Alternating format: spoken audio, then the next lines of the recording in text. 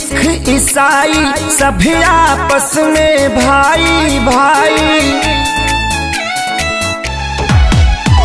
हिंदू मुस्लिम सिख ईसाई सभी आपस में भाई भाई। हर जगह तीनों रंग आसमान में, सब मिलकर जन गण मन गाओ, इस तिरंगे के सम्मान में। सब मिलकर जन गण मन गाओ, इस तिरंगे के सम्मान में। वंदे मातरम, वंदे मातरम, वंदे मातरम, वंदे मातरम।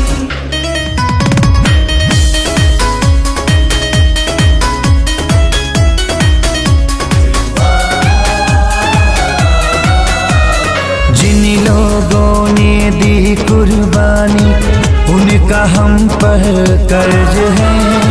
आजादी को कायम रखना हम सभी का फर्ज है।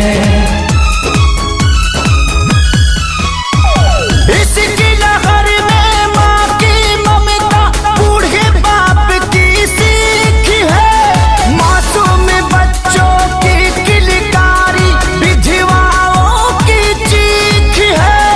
दाग लगे ना भारत माँ के शान में, सब मिलकर जन गण मन गावो, इस तिरंगे के सम्मान में।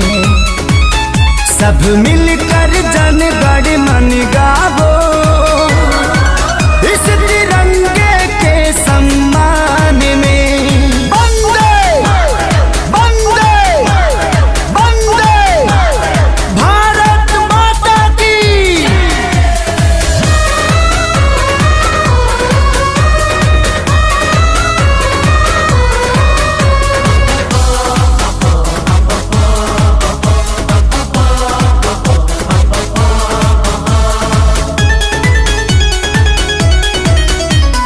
हम सब किस्मत वाले हैं जो चैन की नींद सोते हैं। उनसे पूछो जो बेटा अपना पाल पोस कर खोते हैं। क्रांति की जो जली मसाले, उनकी यही ललकार है। देश का बच्चा बच्चा अपनी सरहद का सरदार है।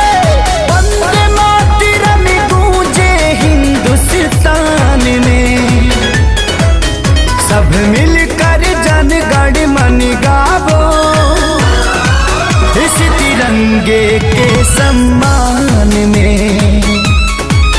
सब मिलकर जन गण मन गावो, इस तिरंगे के सम्मान में। सारे जहां से अच्छा हिंदुस्तान।